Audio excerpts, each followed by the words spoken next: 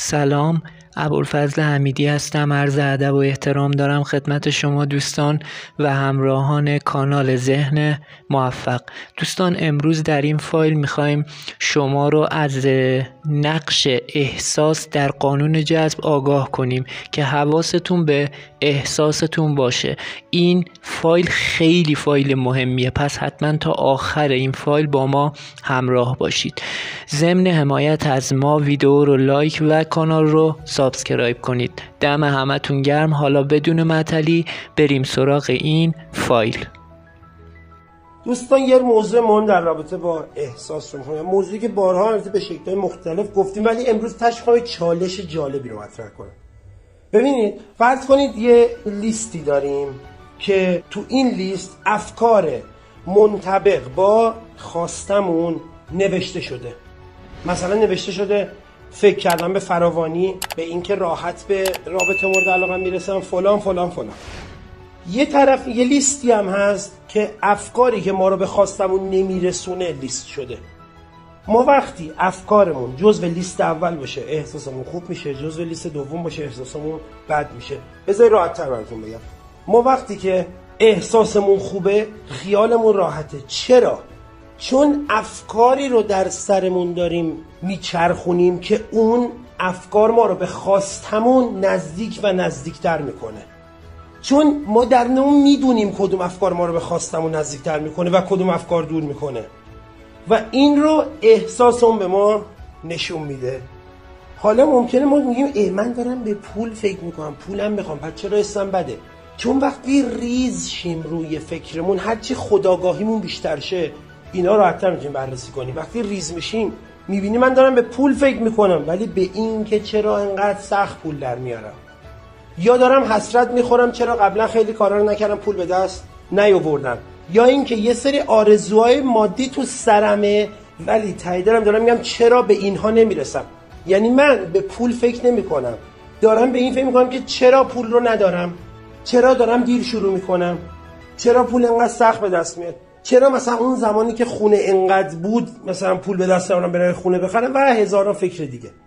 ما داریم در رابطه با پول فکر میکنیم ولی کدوم قسمت پول؟ کدوم موارد مربوط به پول؟ اون لیستی که حس ما رو بد میکنه. این لیست یعنی لیستی که ما رو خواستمون دور میکنه. اینا درون قلب ما هست، همش هست، ما اصلا میدونیم چی به چیه. حالا چالشی که میخوام مطرح کنم اینه. بعضی میگن نه اصلا احساس کارش این نیست، ربطی داره. پس یه سوال، احساس کارش چیه؟ یه روز نمیخواد به من جواب بده، بشین با خودتون فکر کنید. احساس کارش چیه؟ اگر کارش این نیست هیچ کار دیگه نمیتونه داشته باشه برام. آقا من الان نشستم مثلا یه پولی رو از دست دادم، خب به این فکر میکنم که نه من میتونم جبران کنم، میتونم دوباره تلاش کنم، این برای من تجربه شده، میرم کم کم حسم خوب میشه. ای به این فکر کنم ای کاش این کارو نمیکردم، چرا من باید این ذره کنم، حسم بد میشه. خب اگر کارش این نیست که بگه این افکاری که حست خوب کرد اینا رو ادامه بده، به هدفت میرسی، اونایی که حست بد میکنه اونا رو ادامه نده، پس کارش کاری زجر دادن آدمه؟ چه نقشی داره؟ بعضی میگن نه احساس بیرونیه، یه اتفاق خوب میفته خوشحال میشه بعد میفته ناراحت میشه. خب برای چی؟ خدا یعنی میخواست آدم رو اذیت کنه؟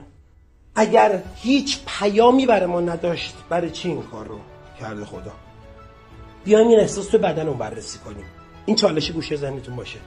تو بدنمون درد حس بده دیگه، درسته؟ برای چی بدن درد میگیره؟ تا حالا این فکر کردید؟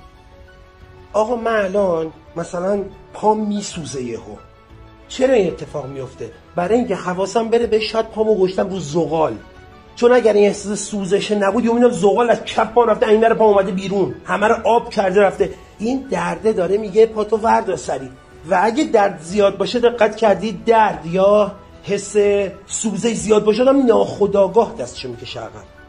وقتی من دلم درد میکنه خدا نمیخواد منو اذیت کنه، اینو گوشتی تو بدن که یک سیستم هشداره که آقا این دلت درد میکنه، برو ببین چه مشکلی داره دلت. این تو فیزیک بدن بود. دوباره برگردیم توی احساساتی که فقط به افکار ربط دارن. وقتی من یه سری افکاری به هم درد میده، حس بده، یعنی چی؟ یعنی برو ببین کجای افکارت مشکل داره، درستش کن. اینجا دلم درد میکنه، میگه برو یه فکری به حال دلت بکن، اونجا حسم بد میشه میگه برو یه فکری به حال افکارت بکن، وگرنه تو داری از خواستت دور میشی. اگر احساس برای این نباشه فکر کنیم ببینیم به چه درد میخوره، به هیچ درد دیگه نمیخوره. بهترین ها رو براتون آرزو میکنم. خدا نگهدار. دوستان عزیز، اینم از فایل نقش احساس در قانون جذب.